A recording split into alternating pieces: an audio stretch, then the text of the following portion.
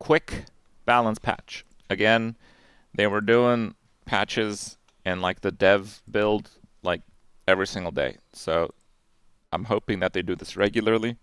Basically, if you got into Bazaar, you'd notice that after day like 8 or 9, it'd be a lot of the same builds that are way, way, way, way stronger than the other options.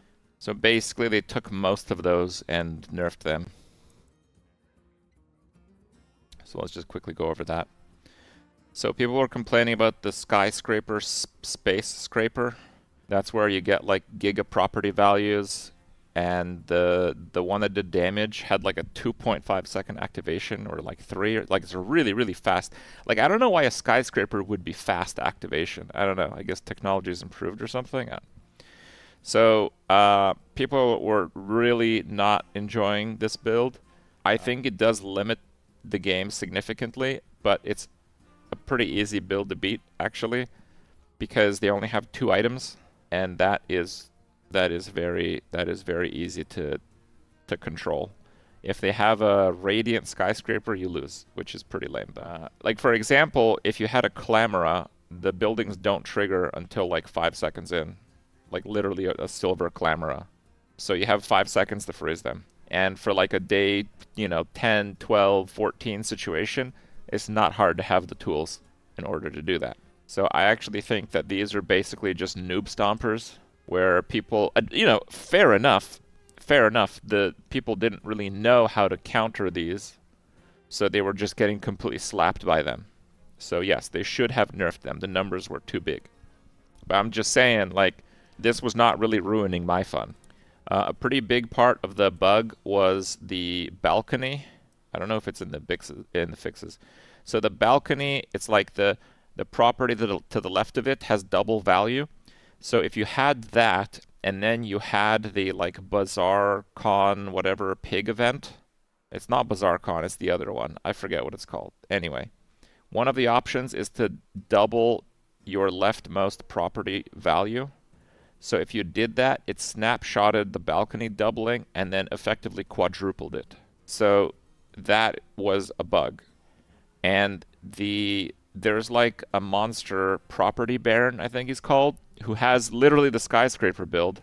His skill is double your property values. That one also quadruples it.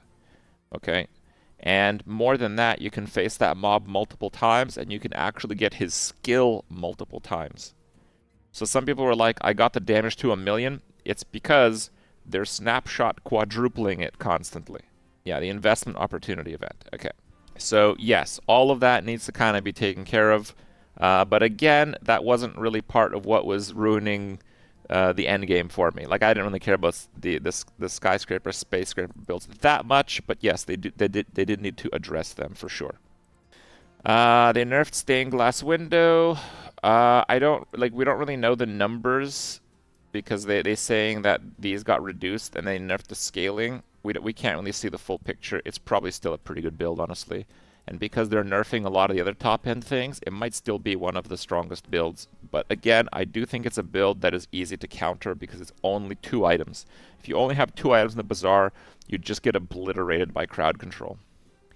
The dam no longer destroys large and medium items. Instead, it destroys all enemy small items and slows all enemy medium items. So if this is not accompanied by a cooldown reduction, the dam is pretty bad. Like, it's just not worth a large item to destroy their small items. Maybe you could like buy it if you're playing a high econ Vanessa build against like the dually matchups, but that's pretty much it. In prior family and friends and testing, all that stuff, dam was a pretty bad card. There were a few ways where you could use it, but what really made it strong was the Shipwreck 2 multicast. And because the multicast has no effect on its effect now, I think it's going to go back to being relatively weak. If you want to destroy small stuff, you can upgrade Harpoon to Diamond. It has a cooldown of 5 seconds. Shipwreck now starts at Diamond tier with 1+ multicast. This is still really strong because it doesn't say that they changed the enchantments for Shipwreck. Shipwreck you can enchant with Frozen to make all your aquatic items freeze. So it's kind of like a multicast and a crazy enchantment target. So that's why I think Shipwreck is still pretty good. It does mean that you can't get it on day 5. Day 5, you can get gold items on the gold vendor, which is pretty common on day 5. So you'll probably have to get it on like day 8 or 9. So it's much, much, much, much later. You need an actual build until you get this. Robotics Factory got the same nerf, but actually Robotics Factory is now pretty bad. So Robotics Factory was different than Shipwreck in that Shipwreck is a vehicle and Robotics Factory is a passive property. Even though they're pretty much both passive items, you can't enchant Robotics Factory with anything except Radiant. So you don't have all the enchantment stuff from Robotics Factory, and because it's +1 multicast, it's actually kind of bad now.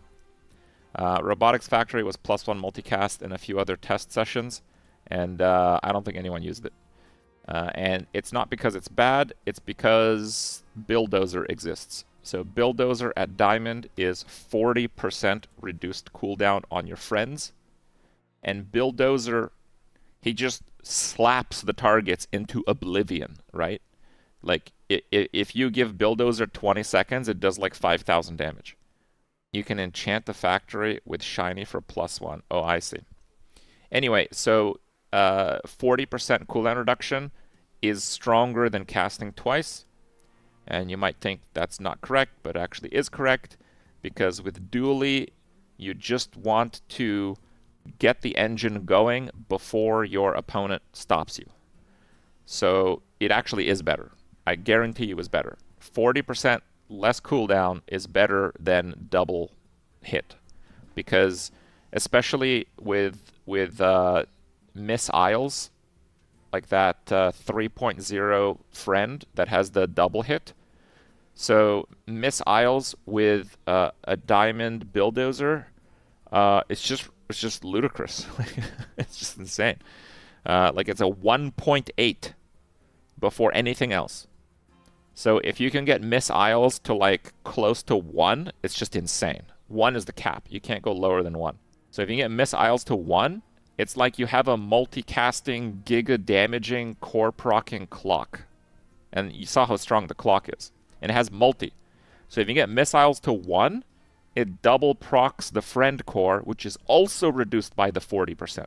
So it's not like when you reduce, if you're running the friend core, if you have the friend core, it's reduced by 40%, and the friends that trigger it are reduced by 40%. So it's like a double scalar down. It's really, really good. So Buildozer stonks are up, Robotics Factory stonks are down. Okay. I think Robotics Factory is pretty dead, but I've won many games without it. I think the friend core is good, but I don't think you need Robotics Factory. Throwing knives now requires a different item to crit for its force use trigger. So this might not seem like a big nerf, but actually it is a really big nerf. Because they're nerfing the other items that trigger it. So you have blunderbuss now charges instead of uses on burn, but deals more damage. Now, when an item is charging, it does abide by the internal cooldowns. So even if you get throwing knives and blunderbuss to low cooldown and you put them in between an incendiary round so they both trigger burn, even if you get like the combo, the infinity combo, it won't be like 100 attacks in 1 second. It will be like the 5 attacks in 1 second. It will abide by the cooldown because the charging mechanic abides by the cooldown no matter what, and you can see that if you use a different charge mechanic for the knife. Like the charge on crit actually breaks the 100 attacks in a second for the dagger. Now with that said, I think there's another weapon. Oh no, the other weapon doesn't have crit, right? When you use an ammo item, use this. That can't crit. Yeah, so I don't think there's any way around it. The only way around it would be having 2 throwing knives, which is kind of like having a double yo-yo, and double yo-yo is already infinite. Repeater is when you use an ammo item. Oh, I see. So you use repeater and throwing knife. Okay, that's still pretty insane. But you can't do it at 0. So it's still counterable. You have to actually wait out the cooldown. Swashbuckle's damage bonus scaling no longer increases with tier. I don't know what that means. How bad is the scaling? Because it's a baseline gold item. That might be pretty significant. Globe enchantment timings updated the start of fight effects instead of start of day permanent buffs. I'm assuming that they're nerfing the value. Vanessa's amulet enchantment timings updated to start a fight instead of on-use trigger. That's still really, really strong. Buckle at Diamond is double the crit. Oh, so they basically lost like 40 or 30% of their damage. So you lose 30 to 40% of your damage, and you have to wait out the first usage. Still a pretty strong build, though. They nerfed the Dino, but the Dino was largely only good with the Robotics factory. So I have to say, rip in peace, Dino-nicious, now renamed to Momma-saur. Momma-saur is garbage tier. F for Dino build. I guarantee you this is dead. And you might be thinking, why? Well, it can no longer destroy large items, isn't that big of a deal. But with multicast, it bypasses its minimum trigger. So because it's a double nerf, and because I wasn't really doing this combo that frequently anyway, and the alternatives are not nerfed, right? I think this is going to be like, at best, a low tier strategy for Dooley. The Docks no longer offers skills as rewards, but gives items instead. I have no idea what that means. I just don't know. For the most part, Docks and Tool Pick was really, really good, making tools a little bit overperforming. But it's not like you picked Docks over nothing. Now you can just choose to pick something else. Probably this is the biggest nerf to Dooley, but I don't think it's that big of a nerf. Adjusted some Dooley core skills to be less damage core specific. So I believe they're talking about the level up rewards. You can get like the starting skill to up the core's damage even if you don't start with a damage based core. I think it has to do with that. Many other various smaller fixes and adjustments. I mean, it's not a super elaborate patch notes, but honestly, I'm glad we got any form of patch notes, so I'm pretty happy for this. I didn't actually read the fixes again. I was away most of the day, so adjusted number of tooltips. That should be good. There were some tooltip bugs for sure. I reported many of them myself. Targeting issues. So there are actually some targeting issues. One of the really big ones is the crow's nest. The crow's nest can be targeted with a freeze effect. So if you're running like a one weapon build with crow's nest, the crow's nest can no longer be randomly frozen. Hopefully. Because I personally reported that one. So be warned, single weapon users, you might get completely destroyed by Icicle. Fix the number of items that should have worked from the stash. That's interesting. Fix the variety of counter options that were not counting items from the stash. There was a few level up events. That's true. Enchantment issues where enchantments didn't work as described. Hint errors. Radiant not functioning correctly. The only thing seemed that you could destroy radiant items. Yeah, that's it. Fix the longer staying less window counted as a shield item. I reported that one actually. Dam counted as a freeze item. I reported that one. Item triggered by windmill could target itself. Oh, wow. I didn't know that. That's really broken. No, you couldn't freeze Radiant. I lost a plenty of Skyscraper builds. I couldn't freeze Radiant.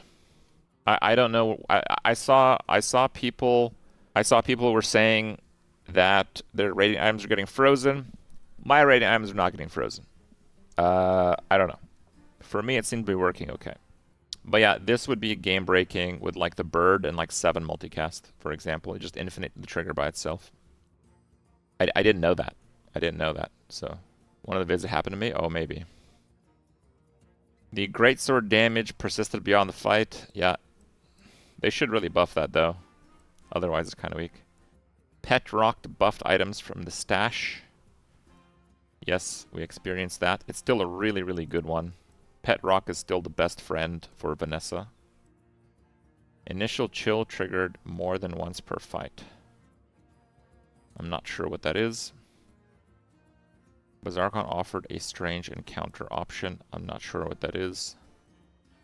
Void Colossus art. Mountain Pass risky after day 2 was always uneventful.